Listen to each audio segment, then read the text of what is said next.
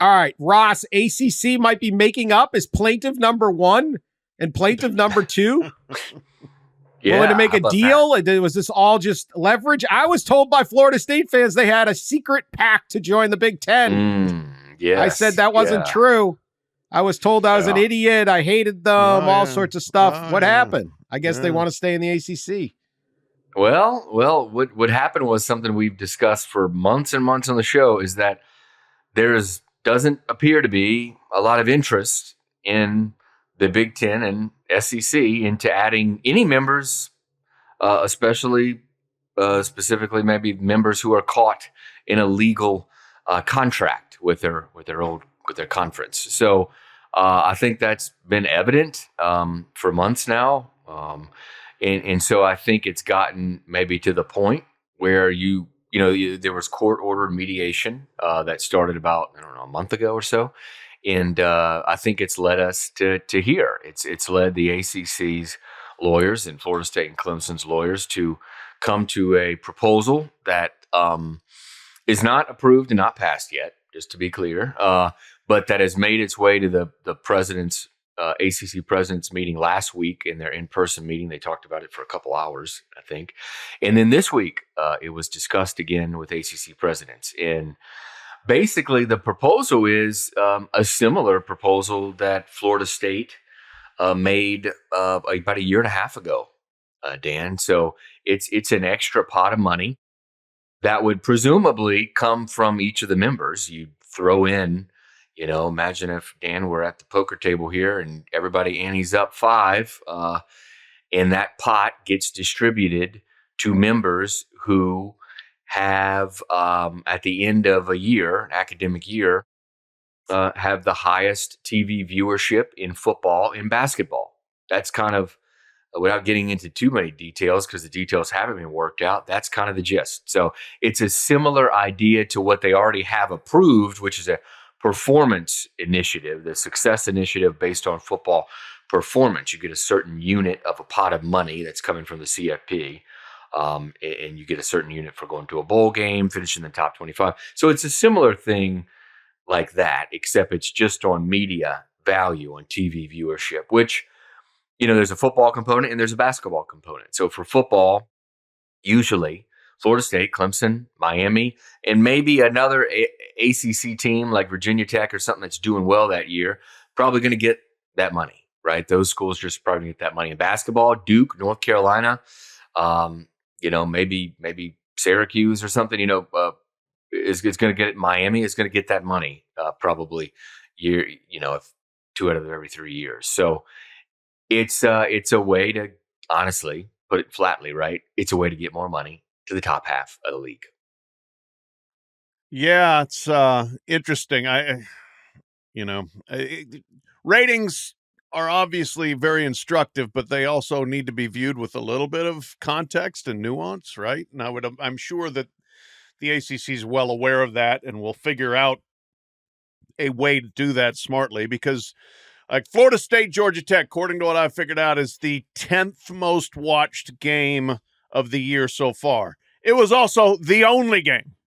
That just stood alone. That was going to get a big number, I think, no matter what. And yes, it had done better than I think the previous games in Ireland had done, but it's the first game of the season. People were going to tune in.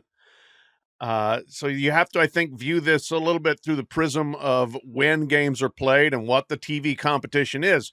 Florida State BC was on Labor Day night, the only game on. So there again, you're gonna get a better number for that than otherwise maybe would be merited. Dan, like you, I had it on good authority from like Big Noel 55 on the message boards that there was a handshake deal with the Big Ten. It was done, and anybody that couldn't see that just doesn't know what they're talking about. So I'm surprised that maybe that wasn't the case, because who thought Big Noel 55 might not have had the best information? I mean, sometimes they do, but not on this one. Sometimes. I question Big Noel 55's Big Ten sourcing. Yeah. So perhaps. Anyway, look, the squeaky wheel generally tends to get greased, especially when the squeaky wheel is a pretty important wheel, like Florida State is. And I think Florida State has earned a lot of criticism and disrespect from other schools in the league and nationwide. I think they've expended a lot of capital puffing up their chest and going after the ACC like this. If they get something out of it, okay. I don't know whether the juice they're going to get was worth the squeeze in terms of the blowback, but we'll see.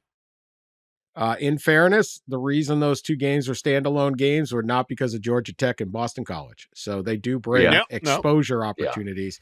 But yeah, I agree. Look, I want the ACC to stick together.